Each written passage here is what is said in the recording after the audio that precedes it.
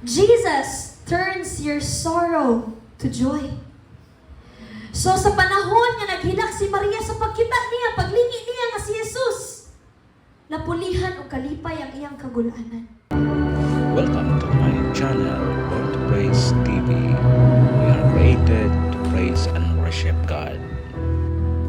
In John chapter 16 verse 20, in John chapter 16 verse 20, kini nagingon dire.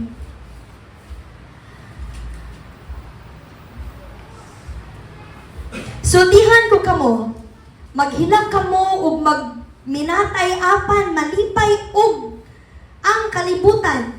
Maguol kamo apan mahimong kalipay ang inyong kaguol. So diri sa gisulti ni Jesus, tinuod ni gayud nga kung kita maguol, ang kalibutan malipay. Bisan og sa atong kalistanan mosulti ta sa atong nga kasakit, walay mausog na gihapoy malipay sa tibuok kalibutan. Muni ang gingon ni Jesus nga di gyud kanang atong kinabuhi nining kalibutan na wala siya magsaad nga okay ang tanan. Wa siya magsaad nga ang tanang butang mahimo nga smooth ang dalagan sa kinabuhi. Kay balo mo kung ano. Kay kung smooth ang dagan sa kinabuhi, adto pud ta mo dagan sa smooth. Kung pirmi ra nga okay ang dagan sa kinabuhi, mo sunod mo pud atong okay ra nga dagan sa kinabuhi nga diin okay daghan ang kwarta, okay daghan ang kalipay, okay daghan o kalipay ra pirmi ang mabati, mo pa atong sundon. Apan sa panahon sa kalistanan, kang kinsa man ta mo turn to sa Ginoo. Ug ang atoa nga kaluya, atoa nga kasakit, mahimo nga ang gahom sa Ginoo madayag sa atong kinabuhi. Mao kana ang giingon og saad sa Ginoo. Nga bisan pa man sa tanan nga mga butang, bisan og nagsakit pa kadiha. Bisan pa og grabihan na kawala ang atoa nga nabati sa atoa nga pagkinabuhi. Labi na ka tanang butang atong gikinahanglan wala na. Tanan nato nga pangandoy murag layo ra kaayo to. Murag magdala gyud kabug-aton sa atong kasing-kasing nga kung atong huna-hunaon di gyud madala. Apan kung ang Kristohanon gani maghuna-huna ana, di gyud siya mabug-atan pag-ayo. Tungod kay nakahibaluman ta nga naa ang Dios. Nakahibaluman ta that in our burden, that in our pain, ang Ginoo mo'y atoa nga dalampanan, atoa nga help, ug ang promise niya sa kinabuhi nga walay katapusan, igsuon maoy magdasig pirmi nato nga mopadayon. Taliwala ana nga kasakit. Taliwala ana nga kalistanan. So joy begins when we see Jesus clearly.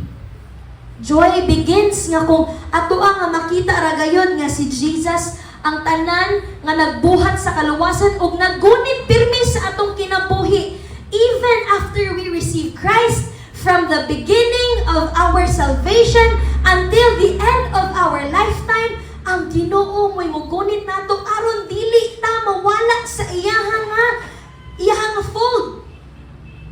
Promise na ni Jesus atong good shepherd nga sa usa ka dapit nga iyaha ta nga tigumon, isip usa ka Kristohanon, dili gyud ta malaglag.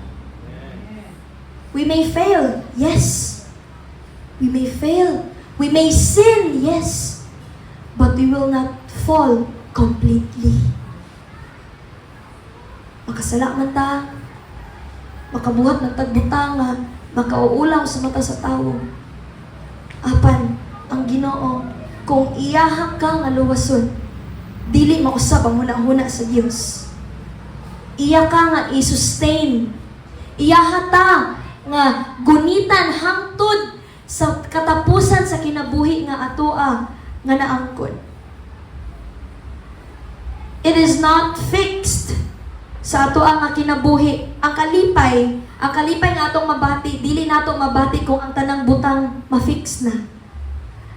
Gani ang tanang problema naa gihapon, ang tanan nga sitwasyon lisod gihapon, ang tanan nga sitwasyon sa atong kinabuhi di nato makaya. Apan ang tinuod nga kalipay taliwala ana nga mga butanga ato gyud nga makaya kung si Kristo na. Makaya nato na tanan igsoon. There is pain. There is everything nga ato nga masulti nga di gyud nato makaya. But igsoon dili na makapawala sa atong paglaom. Tungod kay atong paglaom buhi gayon. Ang atong paglaom ni conquer gayud sa tanan nga mga butang in order for us to be saved. So unsa man ang gikabalaan, unsa man atong gikaduha-duhaan sa atong pag-alagad sa Ginoo, let us persevere, let us continue. Tungod kay si Jesus usab iyaha nga gi-conquer ang tanan para nato igsoon. Para sa ato ang kaluwasan. And our fourth point this morning, Jesus gives you a new purpose. Jesus gives you a new purpose. In Matthew chapter 28, verse 19 to 20. In Matthew chapter 28, verse 19 to 20, mao kini ang giingon nga Great Commission sa tanan nga mga Kristohanon nga gitawag diha sa ngalan sa Ginoo. Nagingon kini Matthew chapter 28, verse 19 to 20. Tungod niini sa inyong pagpanglakaw, himoa nga akong mga tinun-an ang tanang katawhan sa tibuok kalibutan. Bunyagi sila sa pangalan sa Amahan, sa Anak ug sa Espiritu Santo, ug tudlungi sila sa pagtuman sa tanan nga akong gisugo kaninyo, ug hinumdumi ako mag-uban kaninyo sa kanunay hangtod sa katapusan. So after we are called, dili ra kutob sa panahon nga naluwas ta nga, ay okay na ni mo, simba ra ko pirmi, mo padayon ra ko og tuman, mag-ampo ra ko, magbasa ra ko. But dili ba nato kalipay ang i-share usab ang joy nga ato ang nadawat? Di ba gani sa ato ang kinabuhi kung makaangkon tag nindot nga mga butang, makaangkon ta og kanang achievement sa kinabuhi, lipay kaayo ta nga i-share. Lipay kaayo ta nga mo testify, lipay kaayo ta nga mo sulti sa uban. Dili ba nato kalipay usab nga i-share ang kaluwasan nga atong naangkon sa tanan nga tawo nga ato ang nailhan nga wala pa makabaton ni Kristo? Exciting kayo sa ato ang nakasing-kasing. Tungod kay ganahan usab ta nga ang kalipay nga atong mabati usab nila. Ang kaluwasan nga atong naangkon, maangkon usab nila, pinaagi sa pagpamuhat sa Ginoo. Nindot kaayo igsoon nga hunahunaon nga usa kita sa servant sa Ginoo nga magsulti para niya. Nindot kaayo hunahunaon nga sa atong pagkakristohanon ay gigamit ko sa Ginoo nga masangyaw ang iyaha nga mga pulong. Dili na mahatag ang kadungganan sa atong kaugalingon. Apan sa Ginoo nga sa atong pag-share ato gyud nga tinguha nga mailhan siya, atong tinguha nga madayat ang pulong sa Ginoo sa tanang katawhan. That is our purpose.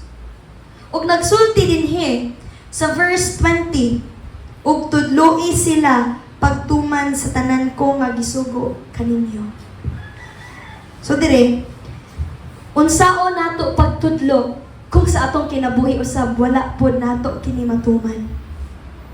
Lisod kaayo nga pirmi ta magtudlo ra pod, pirmi ta magsulti sa tanan nga gisulti sa pulong sa Ginoo nga kinahanglan natong tumanon apan sa atong gisultian makatan-aw pud sila nato nga ay wala man ni nakita sa iyang kinabuhi. Wala man ni makita sa iyang lifestyle. Wala man ni makita. Everyday igsoon gitagan ta og chance sa Ginoo nga ato ang matuman ug mabuhat ang mga butang nga angayan nato nga isulti alang kaniya. Alang sa tanang tawo nga atong sultian sa pulong sa Ginoo.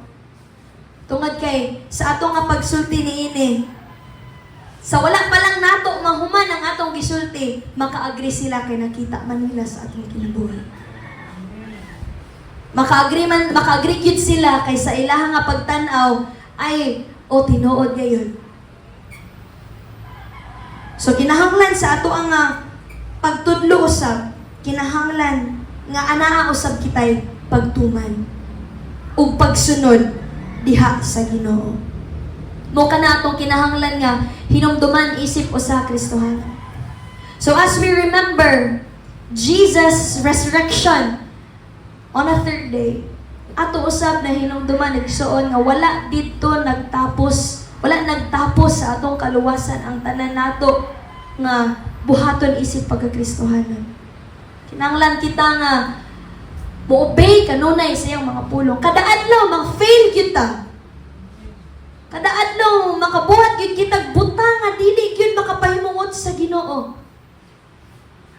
Apan sa ato nga pagbati aduna gyud mo pahinumdom. Adunay mutuktok sa ato hunahunag kasing-kasing nga ay dili kini ang ibuhaton. Kinahanglan tang mo repent ani nga mga butanga. Kinahanglan ta nga mo talikod aning mga butanga ug atong itutok atong mga mata diha ni Jesus. Everyday igsoon sa atong proseso, sa ato ang sa proseso nato sa ato ang pagkinabuhi ining kalibutana. Kanunay ra gyud kita nga mosalig diha sa Ginoo.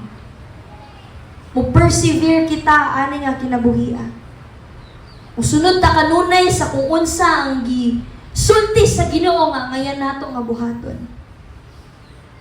Dili kana pamaagi nga kita maluwas or unsa. Apan kana nagpadayag nga si Kristo gyud ay at work sa atong kinabuhi. In our lives, we must never forget all the things Christ has done dinhi sa atong kinabuhi. Sa ato nga pagkinabuhi nining kalibutan na daghan kaayo nga sitwasyon sa akong kinabuhi ato nga sugod pa ko pagka-Kristohanon na usab gyud siya. Daghan kayo, dako kayo kausbanan igsoon kung mailhan pag gyud nato maayo ang Ginoo. Lain man tong panahon nga lain namang gyud tong panahon nga maminaw lang ta dinhi. Maglingkod na ta, limitado kayo. So kung ato ang gyud nga tinguhaon nga mailhan ang Ginoo, ato gyud tinguhaon nga kanang mailhan nato siya kung unsa ang iyang buot na ipadayag dinhi sa atong kinabuhi. Ato gyud siyang mahatagan sa ato ang worship nga kung unsay takos diha niya. Di gyud nato siya mabaylo. Dili gyud nato siya maset aside. Tungod kinailhan man nato ang Ginoo kung kinsa siya. So, it is an encouragement sa matag usa-usa ka nato niini nga adlaw.